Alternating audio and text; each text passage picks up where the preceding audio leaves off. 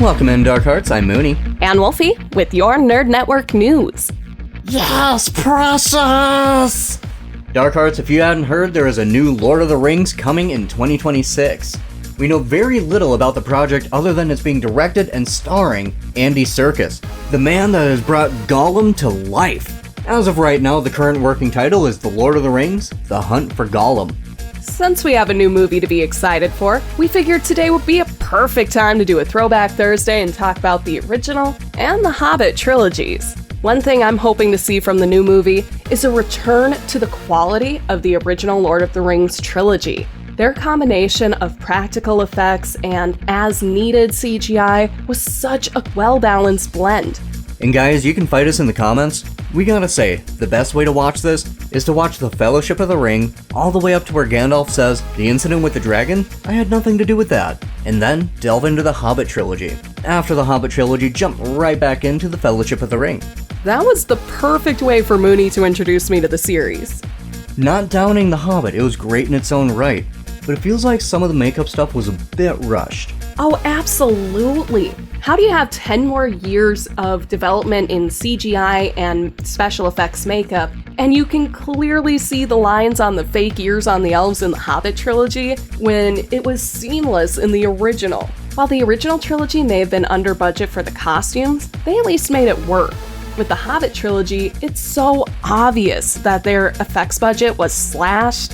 But like we said, it was still a great film in its own right. I for one loved all of the musical scores in both The Hobbit and the Lord of the Rings trilogies.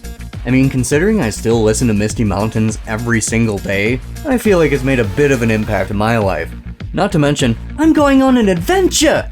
Or Gandalf's line, "A wizard is never early or late, he arrives precisely when he means to." Or how about, "Dear friend, you look so stressed. Have some of the halfling's leaf to calm down." We can all relate to that one. Or the best one from Saruman, "Your love of the halfling's leaf has slowed your mind." And Gandalf did not argue this point. He just said, "My mind may be slower, but even I can see there's an issue here." And we cannot forget Viggo Mortensen's stellar method acting of actually breaking his toe just to get that proper scream. Also gotta mention, he actually blocked the knife, and that was a real knife. One final gripe worth mentioning here with the Hobbit trilogy is why they chose to replace the Goblin Army as the main antagonist in the Battle of the Five Armies with the whole Pale Orc storyline. It was just a poor fit for the story that was built around goblins and shoehorned in just to have a slight tie-in to the Lord of the Rings trilogies, as if anyone watching the Lord of the Rings The Hobbit trilogy is going to be unaware that this is in the Lord of the Rings universe. The Hobbit trilogy might have reached the levels of the original trilogy if they had just stuck to the original story. That's my last complaint. Tell us what you guys think in the comments. And until next time, Dark Hearts, smoke the halfling's leaf and go on some adventures. NNN would like to thank our listeners for tuning in.